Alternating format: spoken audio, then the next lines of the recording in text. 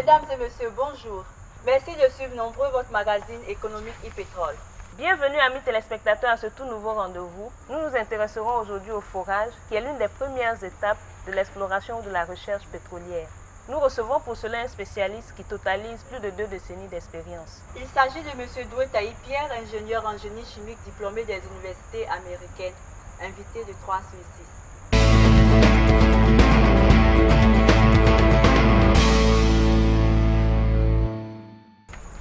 Bonjour M. Doué et merci d'avoir accepté l'invitation de e-pétrole. Bonjour, Mme Dianet. Nous m'avons invité sur le plateau d'e-pétrole.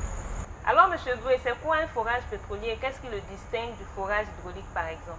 Un forage pétrolier, comme le nom l'indique, c'est pour rechercher du pétrole, une matière première déposée il y a des millions d'années dans les sous-sols, aussi bien marins que sur Terre. Un forage pour rechercher de l'eau, c'est pour juste rechercher la nappe aquifère. Dans la différence, il faut voir en ce qui concerne le pétrole, les profondeurs, l'environnement dans lequel on opère. Ça peut être en mer comme sur Terre. Mais quel est le but du forage pétrolier? Le but du forage, c'est de chercher des hydrocarbures qui se trouvent, d'après ce que les géologues et les géophysiciens nous disent, dans les roches sédimentaires. Et ces roches-là peuvent être retrouvées sous le sous-sol marin à des profondeurs de 4 à 6 km, dépendant du forage. Quels sont les équipements nécessaires dans une activité de forage? Les activités de recherche de pétrole demandent beaucoup d'équipements et beaucoup de personnel. En ce qui concerne des équipements, déjà pour commencer, il faut avoir une base d'opération pétrolière à terre.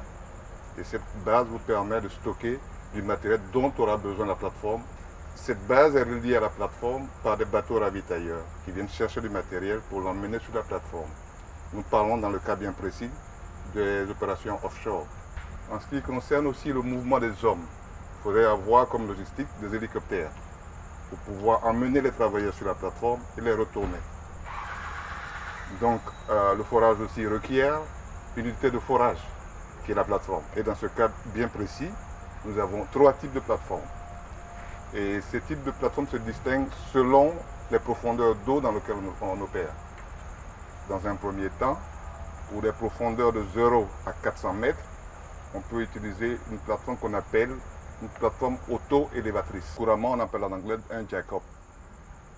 La seconde plateforme intervient dans les profondeurs d'eau de 400, comme j'ai dit, jusqu'à 1500 mètres. Et dans ce cas-là, on utilise des semi-submersibles. Ces semi-submersibles sont stabilisés sur l'eau par des ancres et des chaînes, ou bien par des propulseurs qui sont opérés par des systèmes bien connus de la navigation. Dans des eaux encore plus profondes, on est au-delà de 1500-2000 mètres, on a besoin de bateaux de forage qui sont stabilisés et ancrés par des systèmes d'ordinateurs ou bien par des ancres ou des chaînes. Toujours pour rester dans le cadre des plateformes, quelles sont les plateformes couramment utilisées en Côte d'Ivoire? En Côte d'Ivoire, bon, on en a utilisé les trois types, mais le plus courant, c'est des semi-submersibles. C'est ce qu'on utilise dans le domaine sur la côte. Mais on a utilisé les 3 types de plateformes déjà ici. Quand on voit le matériel de forage, on devine aisément que l'activité sur une plateforme est extrêmement physique. Alors comment est organisée la sécurité autour du forage? Bon, je vais vous dire comment se passe le travail en mer sur une plateforme. Nous avons des équipes de foreurs. Okay? Et ces équipes, on les appelle des cas. C'est par unité de cas qu'on fonctionne sur la plateforme. Et chaque cas travaille 12 heures. Et vous avez en gros 2 équipes pour faire les 24 heures. Mais en général, quand on a 2 équipes sur la plateforme, on a 2 autres à terre qui se reposent. Parce que le travail sur la plateforme, c'est du 28-28, c'est-à-dire 28 jours sur la plateforme et 28 jours à terre. Pendant que les 2 équipes travaillent 28 jours, les 2 autres se reposent 28 jours à terre. Et le travail dure par cas 12 heures de temps. Et en ce qui concerne le travail lui-même, c'est un travail très demandeur en ce qui concerne la sécurité. Parce que vous savez, sur les plateformes, c'est un espace confiné, un espace réduit, où il y a beaucoup de matériel, beaucoup de mouvements. Et en plus, des risques d'explosion. Donc dans ce cas-là, il faut être très méticuleux. Il faut avoir, avant de monter sur une plateforme, avoir pris des cours. C'est 4 types de modules qu'on prend. Et ces cours-là sont dispensés à l'Académie de la mer à Yopougon. Ces cours sont les suivants. vous allez apprendre à lutter contre l'incendie, vous allez apprendre à suivre en mer, vous allez apprendre à monter dans un hélicoptère pendant que vous êtes à l'eau, et vous allez apprendre à donner les premiers soins en cas de besoin. Donc ce sont ces 4 modules-là qu'on demande à ceux qui montent sur les plateformes. Monsieur Doué, quelle est la qualification des agents qui travaillent sur une plateforme? Bon, sur une plateforme, nous avons divers types de personnel. Et pour commencer, nous allons les classifier. Nous allons parler de la partie forage. Dans la partie forage, nous avons un foreur principal. Et c'est lui qui s'occupe, c'est lui qui est en charge du forage qui se fait. Ensuite, il y a un assistant au foreur principal. Après ça, nous avons des accrocheurs. Les accrocheurs, c'est quoi? Ce sont des gens qui sont perchés sur le mât et qui suspendent, qui soutiennent les tiges de forage qui doivent descendre dans le trou. Donc c'est ceux-là qu'on appelle les accrocheurs. Après, vous avez des ouvriers de plancher de forage. Ces ouvriers de plancher de forage servent à serrer les tiges les trains de tiges qui descendent dans le trou et servent aussi à soutenir ces tiges de train avec du matériel adéquat. Ensuite, vous avez des ouvriers de plancher qui font n'importe quoi sur la plateforme, soit de la peinture, soit du nettoyage. Ça, c'est ce type. La seconde catégorie de personnes dont on a, c'est la maintenance, les maintenanciers. Dans les maintenanciers, nous avons des mécaniciens, des électriciens, des graisseurs, des soudeurs. La troisième catégorie, c'est des métiers de manutention. On a besoin de grutiers, d'aides-grutiers, de flagueurs, c'est-à-dire ceux qui dirigent les charges qui arrivent. Donc vous voyez, c'est toute une panoplie de fonctions qu'on a sur une plateforme. Ça, c'est l'aspect forage. En plus de ça, vous avez l'aspect marine de la plateforme. Donc, pour vous dire que c'est toute une gamme de fonctions qui se trouve sur la plateforme. Quel est le niveau d'études qu'il faut pour exercer ces différents métiers et en quoi consiste la partie marine? Nous avons besoin, comme je l'ai dit, de tous les niveaux d'études, en partant du CEP jusqu'au bac et même jusqu'à la licence. Parce que c'est au pied du mur qu'on voit le banc maçon. On peut tous les faire entrer et c'est au fil du temps qu'on voit la progression de tout un chacun. Parce que le métier de plateforme demande beaucoup, exige beaucoup. Et exige l'endurance, la bonne santé, le physique, c'est de la routine. Donc chacun peut faire ses preuves. L'aspect maritime, c'est comme sur un bateau, comme je viens de le dire. Il y a toute une panoplie de fonctions. Et comme vous le savez, sur les bateaux, il y a les marins, il y a les officiers de quart, toutes sortes de fonctions que vous trouvez sur un bateau. On les trouve sur les plateformes. Monsieur Doué, maîtriser l'anglais semble être un atout important pour toute personne intéressée à l'activité sur une plateforme. Est-ce que les Ivoiriens ne sont pas un peu handicapés en ce qui concerne le travail, bien l'obtention d'emploi sur une plateforme pétrolière? L'anglais est primordial. Comme on dit, l'anglais est un must. Mais quand même, pour ce que nous demandons, ce n'est pas avoir un niveau top en anglais, mais juste être en mesure de comprendre, savoir quelques mots pour pouvoir recevoir les instructions. C'est ce qu'on demande. Et souvent, nous avons des chefs de quart qui sont francophones, qui peuvent aider. Donc, la porte est ouverte aux Ivoiriens. Monsieur Doué, nous allons boucler ce 3 sur 6. Mais avant de nous séparer, pourriez-vous lancer un appel dans le sens de la promotion des activités de plateforme? Comme je le dis, l'activité pétrolière est nouvelle chez nous. Et dans ce sens, mais elle est prometteuse, cette activité-là.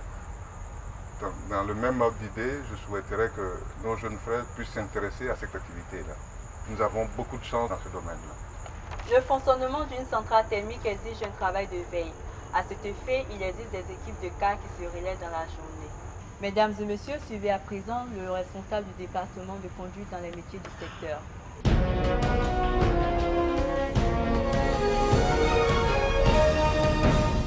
J'ai exercé dans 2 structures avant d'arriver à Zito.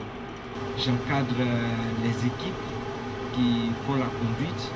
Je suis en interface avec les différents partenaires du secteur électrique, que sont les producteurs de gaz, le client opérationnel qui est la direction de développement d'énergie de la CIE. Les équipes de car travaillent dans un régime continu et dans un système de car. Donc, et chaque jour, il y a 2 quarts. Chaque quart a une durée de 12 heures. Et les matins, nous commençons la journée par une réunion DI. La réunion DI consiste à donner une vue d'ensemble du fonctionnement des équipements de la veille et à déterminer les prévisions du jour.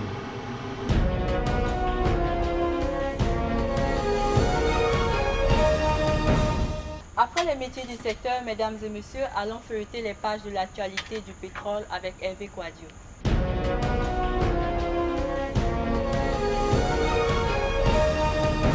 Bienvenue à toi Hervé. Bonjour Diane et bonjour à tous. L'actualité pétrolière ivoirienne semble avoir été marquée la semaine dernière par la célébration du 45e anniversaire de la CIR. Quels ont été les grands moments de cette fête? Tout à fait Diane, on a célébré cette semaine les 45 ans de la Société ivoirienne de raffinage et les 30 ans de la Société multinationale de bitume. Les anniversaires combinés de ces deux structures ont eu lieu le mercredi dernier dans les locaux de la raffinerie à Vridi, en présence du président de la République. Nous avons fait le bon choix en 2000 de ne pas liquider la CIR.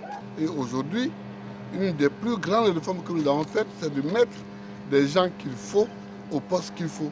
Je voudrais vraiment dire encore félicitations à tous les responsables qui sont là, aux présidents, aux différents présidents, mais aussi aux différents DG.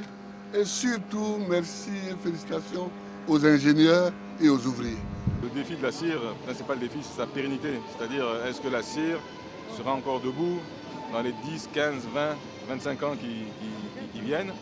Bon, pour ça, on a mis en place, on a réfléchi, on a mis en place un plan de développement qu'on a appelé CIR 2020. La CIR 2020 va demander beaucoup d'investissement parce qu'on doit continuer notre modernisation, on doit accroître nos capacités de production, on doit investir dans des unités qui font du produit propre pour respecter l'environnement. Je pense en particulier au diesel.